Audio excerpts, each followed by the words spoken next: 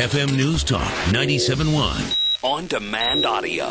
This is one of my favorite moments of CPAC, and every year something like this always happens. You have all of the stars that align, and it's all right at my table. I'm sitting in front of me. We have Congresswoman Ann Wagner. We have former Congressman Alan Loesch, should be Congressman. We also have Congressman Todd Rokita, and I was just remarking to all of you, if we can get Alan West back in office here, we could have the Rubio Cruz Paul of the House. I thought right at my table would be kind of nice. So it's nice to see all of you here together. And of course, one of the questions that we've seen batted about in the media, and I really wanted to get your all thoughts on this. Sunday, Chris Wallace was talking to Congressman Paul Ryan. We're obviously the budget. The key of that is, of course, the repeal of Obamacare. Chris Wallace's remark to Paul Ryan was, well, it's not going to happen. So why, essentially why even do it? And Paul Ryan's response was, well, I think we should. Even if we have Harry Reid in the Senate, even if we have Barack Obama in the White House, why wouldn't we try? We'll start with Congrwoman Ann Wagner. Not only are we going to try, our budget's going to do it. We defund it, and we're going to continue as a House leadership and a Republican conference to defund it until we repeal it. I said it a little bit earlier today at CPAC. It's wonderful to be with such a great group of committed conservatives here. The youth is on fire, and they want it done. So, they're just tone deaf, as you always say, and we're going to get it done. It's absolute tops and key to what we're doing.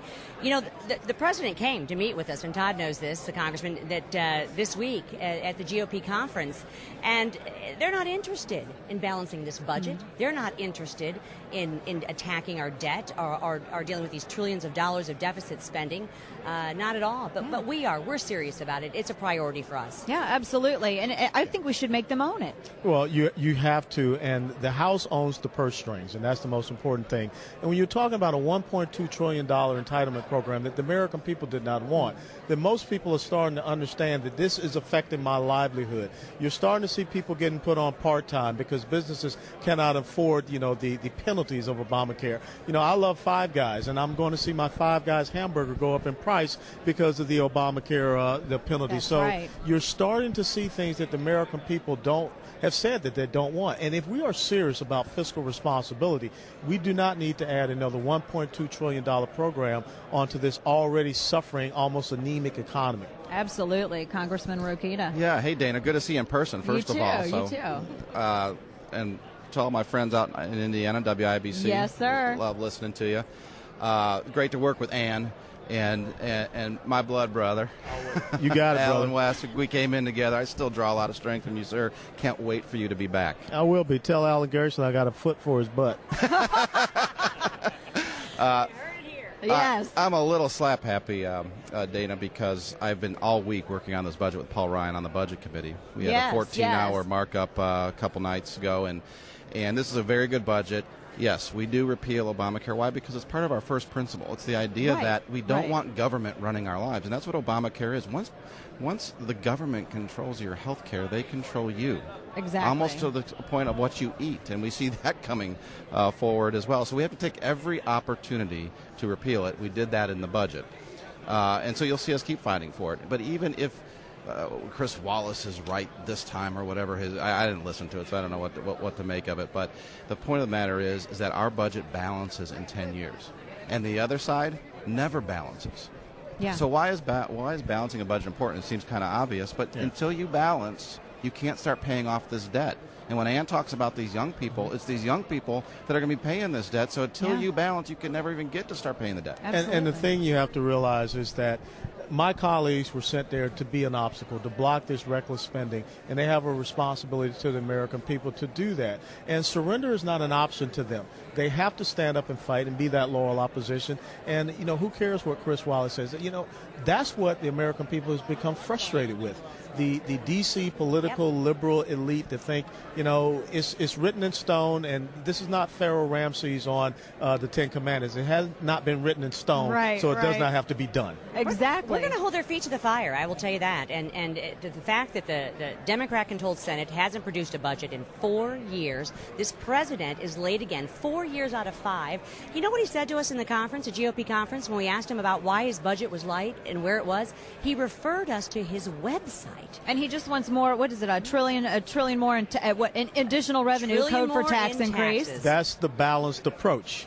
You know, they don't balance a budget, but if you listen to Jay Carney, they want a balanced approach, which means basically they want more tax money because they think they can balance it out by taking the money away from some and redistributing it to others. And you all recognize, too, Democrats have their sights set on destroying the majority that we have in the House. They're every which way they can, if they're going to try the debt ceiling, sequestration, however they can to try to split the base.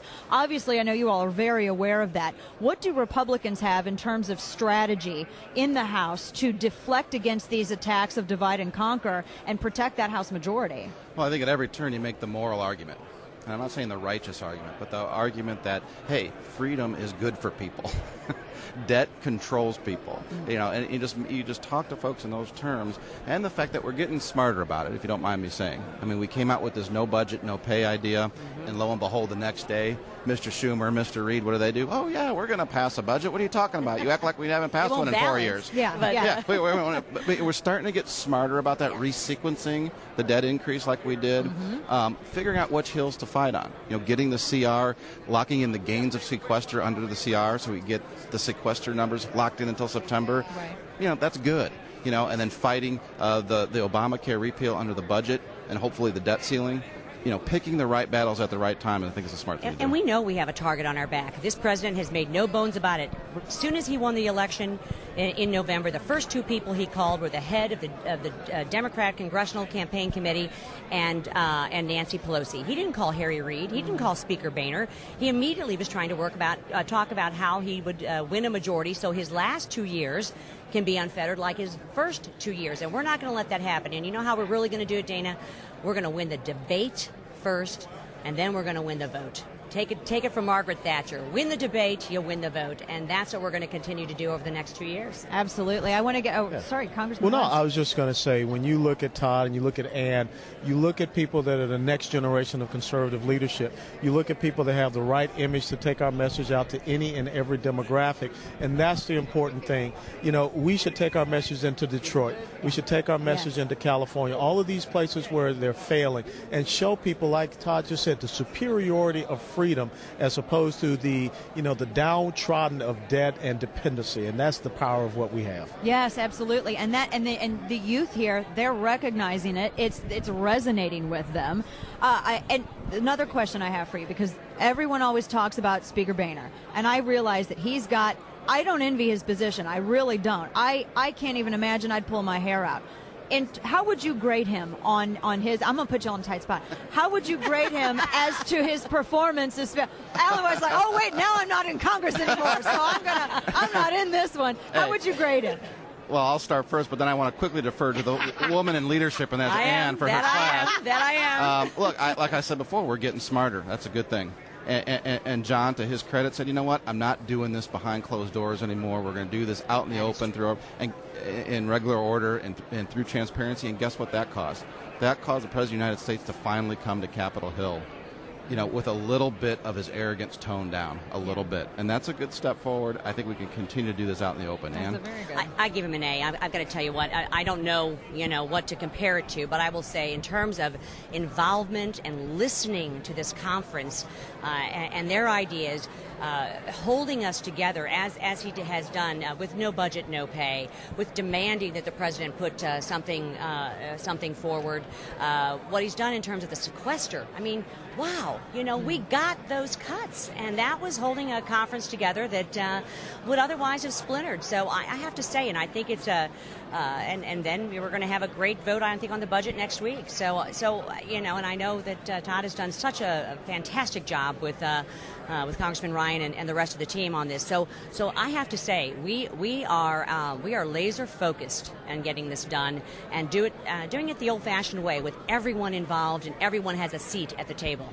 I think the main difference is that you saw Nancy Pelosi, who rules by fear and intimidation, John Boehner tries to, run things by regular order. He did learn the lesson of not going down there behind the closed doors with the president, and I think that did break the president down, and finally he had to come to Capitol Hill. So at least John Boehner will listen to the members in the House GOP conference, and he tries to work with all the, the conservatives, those more so moderate, to do what is best for the American people. Can he do better? All of us could do better. Yeah. Last quick question for you. I know you all have to go, but will we hold the line on taxes? Speaker Boehner, and we've seen McConnell, Boehner, everyone say you got your tax increases in January. Is that the end of it? Will we hold the line? You bet we'll hold the line. And to think that the Democrat-controlled Senate has the audacity to send us a budget and that A, doesn't ballot, and B, has another $1 trillion of, and I'm not calling them tax increases. I'm saying they're robbing your wallet and your pocketbook. I believe in revenue growth, but I believe it by growing this economy, putting people back to work. So we're going to hold the line, right? Absolutely. This this government takes over 20% of the value of all the goods and services that people of this country produce. That is enough to run anything, including the federal government. That's too much. So this is not a revenue problem. It's a spending problem. It's a debt problem. We got to reform the drivers of our debt. And that's the social entitlement program. So I'll give it to Alan. Well, I'll do the thing as I promised Todd back when I left the conference, that I will continue to attack just on that right flank, and I'll make sure that we keep the pressure on the Democrats and on the president. And that's the great thing I love about now, the freedom to continue to speak my mind in plenty of a public arena. So we will make sure that we hold the Democrats' feet to the fire, and we will make sure that we provide them the encouragement so that they can stand strong. And I'm just so proud of Alan West and the way he has stayed engaged. He's Yes. giving this movement voice. What a team player. What a wonderful patriot for the conservative cause. So we thank you, my friend. Thank you, Alan. Very much. There's Good a to lot see you, of my love friend. at this table today. Congressman Todd Rokita, Congressman Alan West, going to get him back in Congress. Congresswoman Ann Wagner, thank you all so much for your time today. It was a real pleasure. This was great. Thank you all.